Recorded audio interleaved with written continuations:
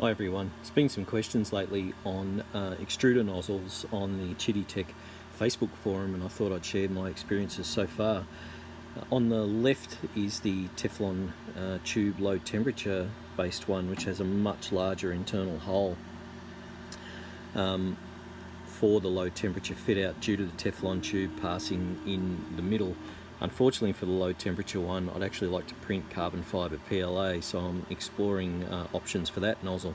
In the middle of my fingers is the high temperature nozzle, which has a much smaller internal hole due to the deletion of the Teflon tube in the high temperature extruder.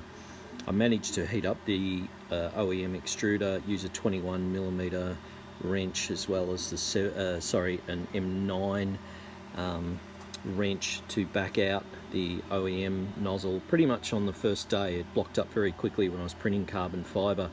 0.4mm is probably fairly risky for some of the more industrial carbon fibres, long chain carbon fibres.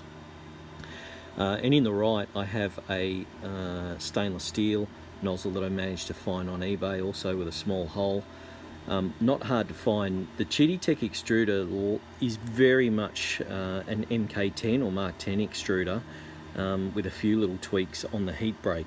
Unfortunately I did buy a micro Swiss hot end kit to change out a traditional Mark 10 extruder, but in fact the heat break is not the same as most Mark 10 extruders, but the nozzle tips and the heater block and everything are the same configuration as an MK10, which takes a metric 7 thread, which is a pretty uncommon thread in the engineering world, but most nozzles out there are a metric 6mm thread, but the Mark 10 is a metric 7, I think, copying from someone like Ultimaker.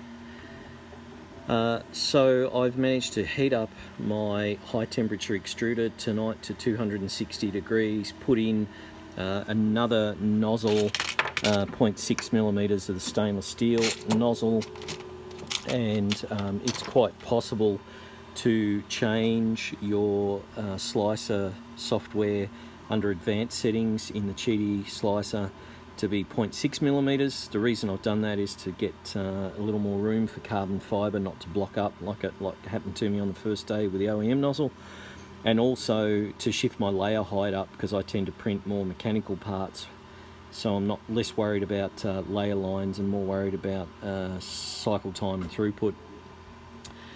I've torqued that up using a 21mm wrench on the heater block, and really got that up to 260 degrees before torquing it up tight. Hopefully that doesn't cause any leaks going forward, otherwise I'll probably think about converting this machine to something like a full micro Swiss hot end or a Mark 6 extruder like on my other 3D printers. Sorry for the long video, but hopefully that helps a few people. Cheers.